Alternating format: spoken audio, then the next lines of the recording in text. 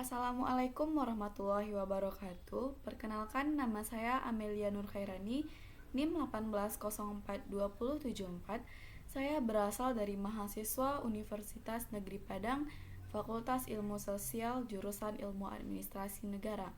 Pada kali ini izinkan saya untuk menampilkan proposal penelitian saya, di mana proposal penelitian saya berjudul penyesuaian diri siswa terhadap prapubertas di SMP Pembangunan Laboratorium UNP dan implikasinya dalam bimbingan dan konseling. Oke, baiklah. Pada pertemuan pertama ini, saya akan membahas mengenai bab 1, yaitu terdapat pendahuluan, di mana di pendahuluan ini terdapat latar belakangnya. Yang pertama yaitu pertumbuhan dan perkembangan manusia.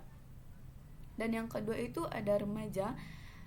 Yang ketiga ada fase remaja, yang keempat ada tugas perkembangan, yang kelima ada penyesuaian diri remaja, yang keenam ada hasil penelitian terdahulu, dan yang ketujuh ada fenomena. Oke, baiklah, kita lanjut kepada rumusan masalah, di mana rumusan masalah ini sesuai dengan batasan masalah yang telah diuraikan, maka rumusan masalah dapat dikemukakan, yaitu bagaimana penyesuaian diri siswa prapubertas di SMP Pembangunan Laboratorium UNP dan implikasinya dalam bimbingan dan konseling. Dan selanjutnya kita masuk kepada tujuan penelitian, di mana tujuan penelitian ini ada dua. Yang pertama itu mendeskripsikan penyesuaian diri terhadap perubahan fisik, dan yang kedua itu mendeskripsikan penyesuaian diri terhadap perubahan psikologis. Dan kita masuk kepada manfaat penelitian, di mana manfaat penelitian ini terdapat 6 manfaat di dalam penelitian ini. Yang pertama, manfaatnya kepada guru bimbingan dan konseling. Sebagai masukan bagi guru pembimbing untuk selalu berupaya memperhatikan kebutuhan dan perkembangan siswa sehingga siswa mampu berkembang secara optimal dan dapat menyelesaikan tugasnya dengan baik. Dan yang kedua itu terdapat manfaatnya bagi siswa, di mana siswa dapat memahami dengan baik keadaan dan kemampuan dirinya yang sesuai dengan tahap perkembangan pada prapubertas. Dan yang ketiga itu bagi orang tua. Sebagai orang tua, mereka dapat memperhatikan anaknya dan mampu membantu anaknya supaya terhindar dari permasalahan yang dialami oleh anak-anak pada prapubertas. Dan yang keempat itu pada sekolah. Manfaat pada sekolah ini bagi kepala sekolah agar bisa dijadikan pertimbangan dalam membuat kebijakan yang tepat sesuai dengan kebutuhan dan permasalahan siswa, guru, staf lainnya, dan mensosialisasikan tentang pendidikan seks kepada siswa. Dan yang kelima itu manfaat bagi pembaca, di mana peneliti diharapkan memberikan sumbangan kepustakaan berupa informasi tambahan yang berguna bagi pembaca dan dapat memberikan sumbangan pemikiran bagi pihak-pihak yang punya permasalahan yang sama atau ingin mengembangkan penelitian ini lebih lanjut.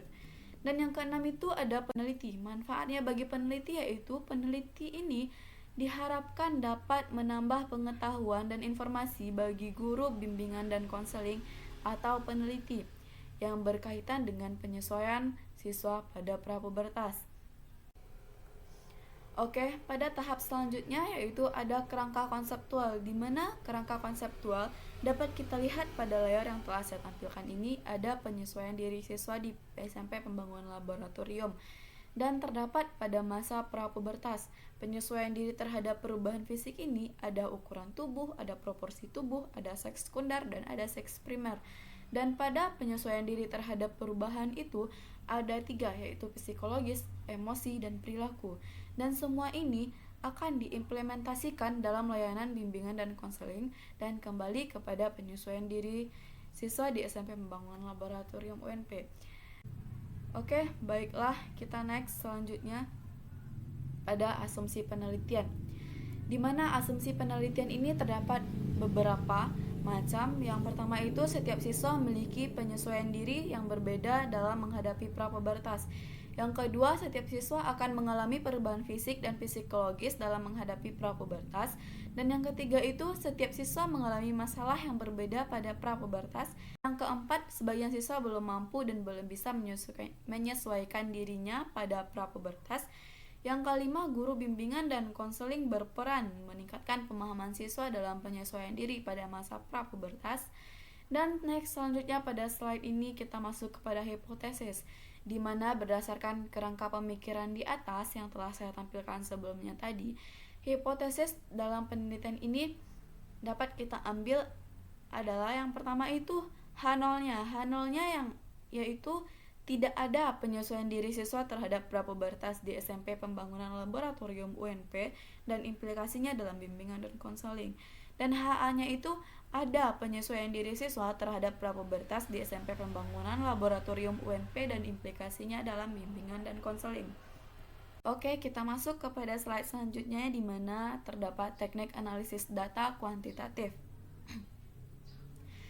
Teknik analisis data dalam penelitian ini menggunakan teknik statistik deskriptif dengan menggunakan persentase, di mana statistik deskriptif sendiri dimaksudkan di sini adalah statistik yang digunakan untuk menganalisis data dengan cara mendeskripsikan atau menggambarkan data yang telah terkumpul sebagaimana adanya tanpa bermaksud membuat kesimpulan yang berlaku untuk umum dan generalisasi. Oke, kita masuk kepada uji validitas dan reliabilitas. Pada uji validitas, pengukur dikatakan valid apabila instrumen tersebut mengukur apa yang seharusnya diukur atau dapat memberikan hasil sesuai dengan yang diharapkan peneliti. Umar, tahun 2000. Untuk menguji kevalidan suatu data, maka dilakukan uji validitas terhadap butir-butir kuesioner. Tinggi rendahnya validitas tersebut, suatu angket atau kuesioner dihitung dengan menggunakan metode Pearson's Product Moment Correlation, yaitu dengan menghitung korelasi antara skor item pernyataan dengan skor total. Hasil perhitungan ini akan dibandingkan dengan critical value. Apabila hasil perhitungan korelasi produk momen lebih besar dari critical value, maka instrumen ini dinyatakan valid. Sebaliknya, apabila skor item kurang dari critical value, maka instrumen ini dinyatakan tidak valid.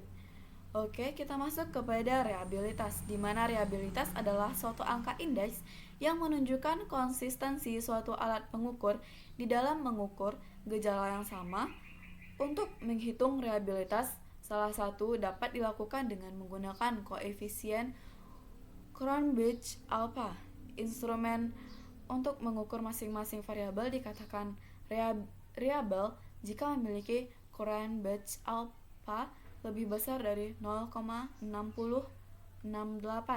Oke.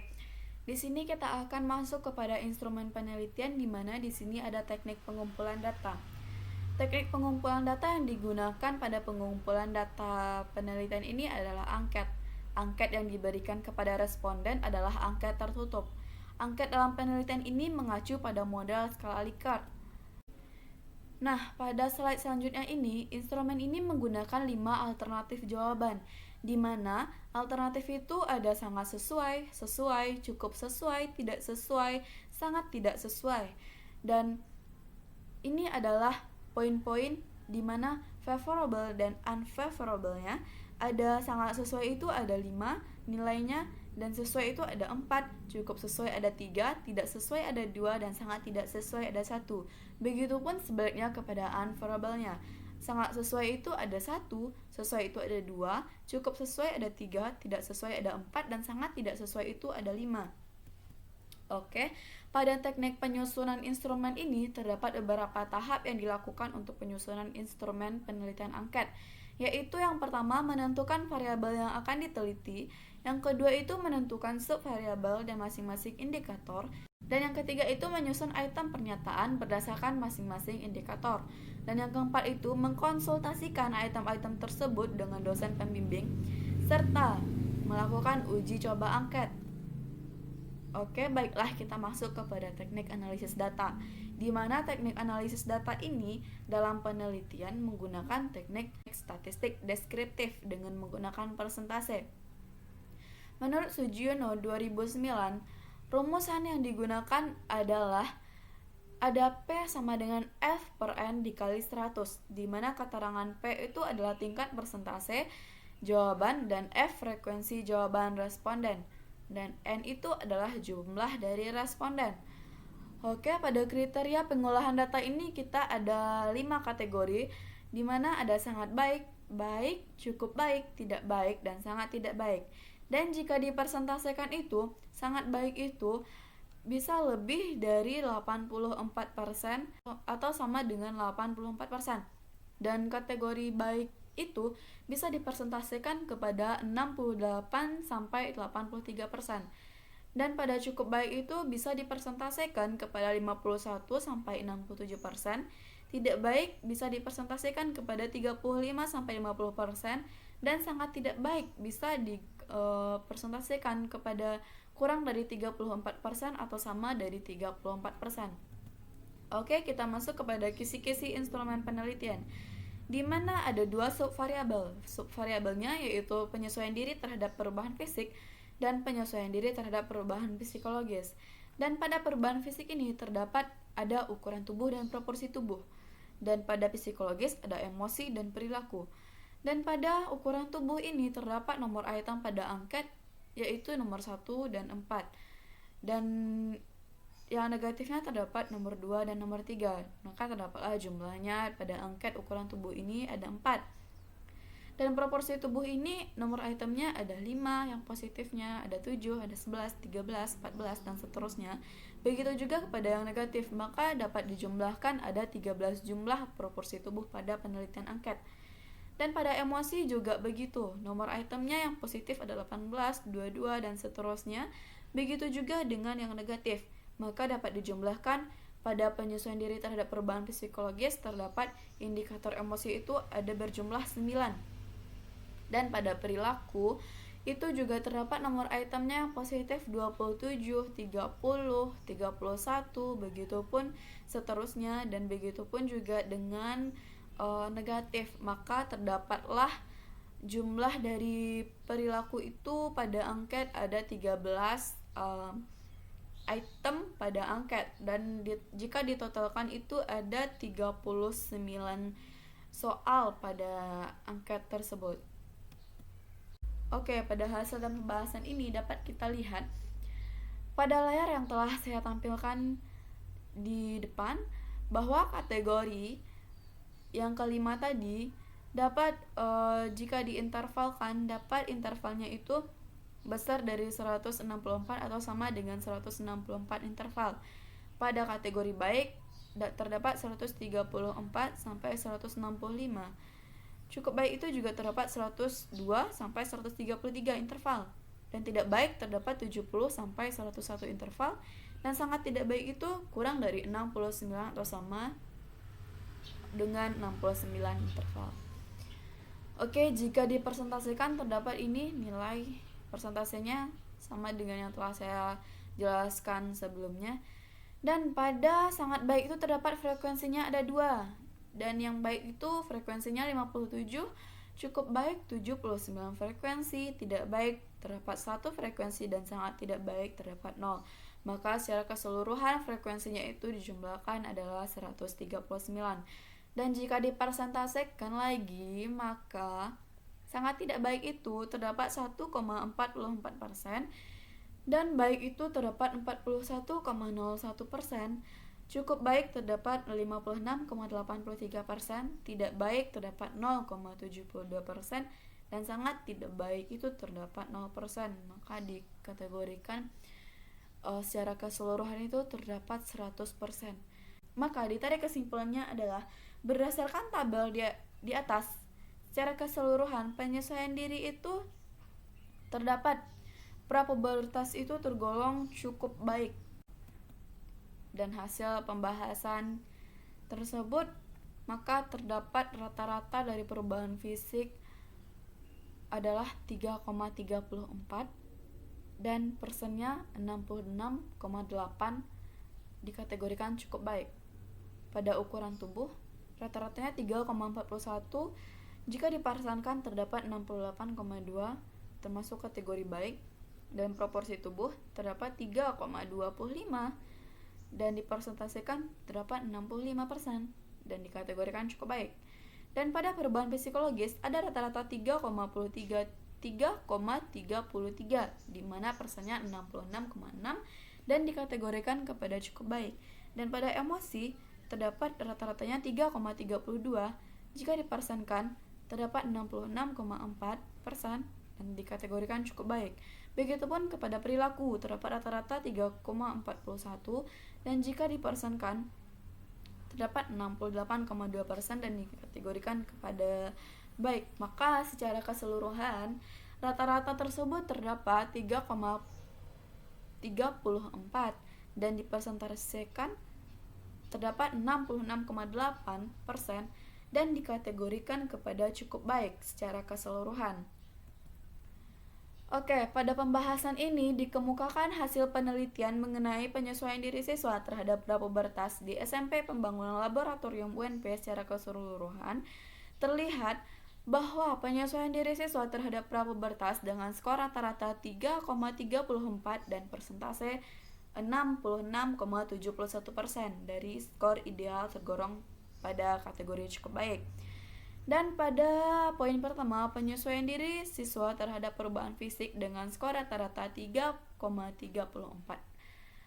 dan persentase 66,74% dari skor ideal tergolong berada pada kategori cukup baik.